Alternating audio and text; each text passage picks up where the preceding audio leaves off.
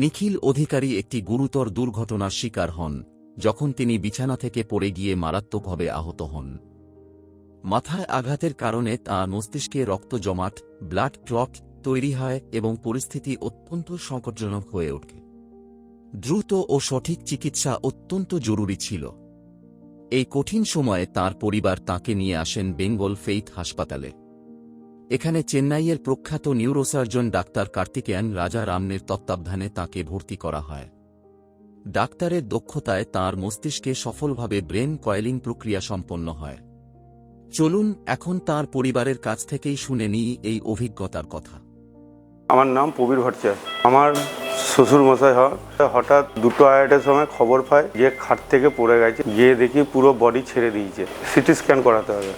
CT scan করানো হলো। CT scan করানোর পর ওনারা বললেন যে এটা নিউরো সার্জনের ব্যাপার আছে, একমাত্র বর্ধমান বেঙ্গল ফেথ এইটা করে। আরও অনেকজনকে জানলাম, তারা বললো যে নিউরো সার্জারির ব্যাপার হলে বেঙ্গল ফেথ। সেই হিসেবে আমরা ছুটে নিয়ে এলাম। এইখানে এসে ব্রেন সার্জারি হয়েছে।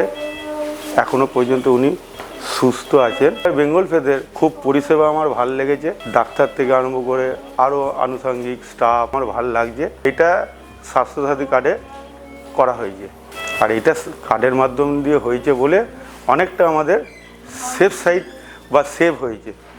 এর জন্য অনেক উপকৃত।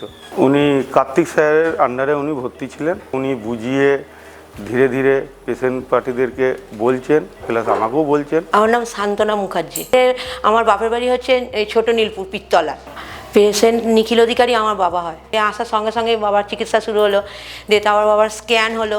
স্ক্যানের পর ডাক্তারবাবুরা বললেন যে বাবার মাথায় একটু রক্ত জমে গিয়ে একটু ছিদ্র ছিদ্র হয়ে গেছে, যে ওই কয়েল আর কি করতে হবে। দিয়ে সেই করে দিয়ে আবার এখানে স্বাস্থ্যসাথী কার্ডের মধ্যে মারফতে এই অপারেশনটা করলাম। না, বাবা আগের থেকে অনেকটা সুস্থই আছে। এখন কথাবার্তাও বলছে, একটু ঘাটটাও উঁচু করে শুয়েও রয়েছে, অসুবিধা কিছু নেই।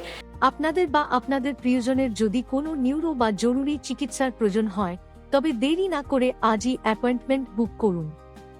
বেঙ্গল ফেইথ হাসপাতাল, আপনার স্বাস্থ্যের বিশ্বস্ত ঠিকানা।